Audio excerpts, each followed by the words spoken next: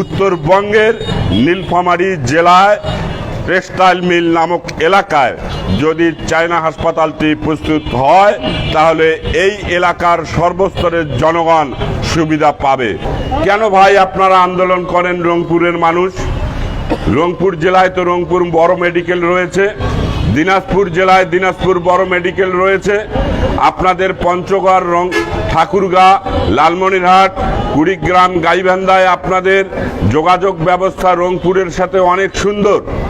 আমরা জেলা প্রশাসক মহোদয়কে বলেছিলাম নীলফামারী জেলায় কেন এই মেডিকেল কলেজটি প্রয়োজন। সর্বপ্রথম যদি আমরা ধরি যে এখানে একটি বিমানবন্দর রয়েছে আমাদের জেলায়, যা রংপুর জেলার ৮ জেলার কোথাও বিমানবন্দর নেই। এই বিমানবন্দর থাকার কারণে আমাদের এখানে চায়নার যে লোকগুলো আসবে অতি সহজেই এখানে রংপুর শহীদপুরে পৌঁছানো তাদের জন্য খুবই সামান্য সময়ের ব্যাপার, কিন্তু অন্য ভিন্ন জেলায় হলে দূরত্বটা রয়ে যায়। এটা হলো বিমান পথের বা আকাশ পথের অবস্থা। এখন যদি আমরা সড়ক পথ চিন্তা করি, সড়ক পথে এখানে যদি হয় তাহলে সড়ক পথে যে জায়গাটি রয়েছে টেক্সটাইলে সেটা একটি সুন্দর পরিবেশ। এখান থেকে ঠাকুরগাঁর যোগাযোগ ভালো, পঞ্চগড়ের যোগাযোগ ভালো এবং দিনাজপুরের মানুষগুলো এই অঞ্চল দিয়েই যোগাযোগ করে রংপুরের উপর দিয়েই সড়ক পথে ঢাকায় প্রবেশ করেন। তাহলে সবগুলোর আকাশপথ সড়ক পথ গেল এবং রেলপথ যদি ভাবি, আমাদের নীলসাগর এক্সপ্রেস রয়েছে। নীলসাগর এক্সপ্রেস সরাসরি চিলাহাটি থেকে ঢাকায় যাতায়াত করে এবং ঢাকা থেকে চিলাহাটি যাতায়াত করে। সড়ক পথ, রেলপথ এবং আকাশপথ তিনটি সহজলভ্য পথ রয়েছে এই নীলফামারীর যদি টেক্সটাইল হাসপাতাল প্রস্তুত হয়। আমরা জানি সরকারের টেক্সটাইল এলাকায় যে জমিটি রয়েছে সেটি প্রায় 53 একর জায়গা। এই 53 একর জায়গাটি দীর্ঘদিন ধরে পরিত্যক্ত অবস্থায় রয়েছে। এটা কি পরিত্যক্ত অবস্থায় থাকবে? এটার কি কোনো উন্নতি হবে না? নীলফামারীর সাধারণ জনগণ কি এটার উপকৃত হবে না?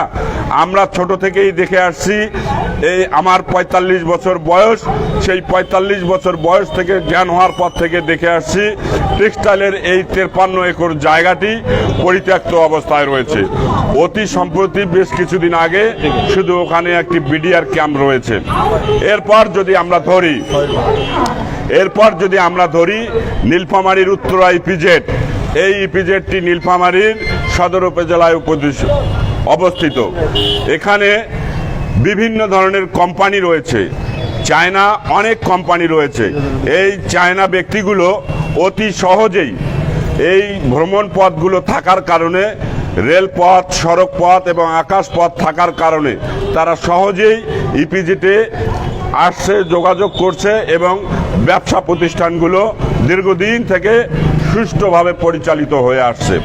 এই সকল দিক বিবেচনা করে আমরা নীলফামারীর সর্বস্তরের জনগণ আমরা চাই যে নীলফামারীর মানুষের এবং এই জেলার আশেপাশের জেলার মানুষের উপকারের স্বার্থে যে চায়না সরকার যে 1000 শয্যা বিশিষ্ট হাসপাতালটি 3টি হাসপাতাল গঠন করার জন্য বাংলাদেশ সরকারকে প্রস্তাব দিয়েছে, তার ওই আলোকে উত্তরবঙ্গের নীলফামারী জেলায় টেক্সটাইল মিল নামক এলাকায় যদি চায়না হাসপাতালটি প্রস্তুত হয় তাহলে এই এলাকার সর্বস্তরের জনগণ সুবিধা পাবে। আজকের এই মানববন্ধন কর্মসূচি থেকে আমরা সরকারের দৃষ্টি আকর্ষণ করছি, প্রধান উপদেষ্টা সহ স্বাস্থ্য উপদেষ্টা মহোদয়ের দৃষ্টি আকর্ষণ করছি। আপনারা সকল দিক বিবেচনা করে, সকল কিছু বিবেচনা করে যদি চায়না হাসপাতালটি এখানে প্রস্তুত করেন, ইনশাল্লাহ আপনাদের সিদ্ধান্ত সঠিক বলে আমাদের কাছে প্রতীয়মান হবে। কাজেই আগামীতে যেন আমাদের আর কোনো বড় ধরনের আন্দোলন বা কর্মসূচিতে নামতে না হয় সে দিক বিবেচনা করবেন এবং আবারও এই 1000 শয্যা বিশিষ্ট যে চায়না হাসপাতাল প্রতিষ্ঠিত হবে, সেই চায়না হাসপাতালটি নীলফামারী জেলার টেক্সটাইল মিল নামক এলাকায় প্রতিষ্ঠা করার দাবি জানিয়ে আমি আমার আজকের এই সংক্ষিপ্ত বক্তব্য এখানেই শেষ করছি। ধন্যবাদ সবাইকে।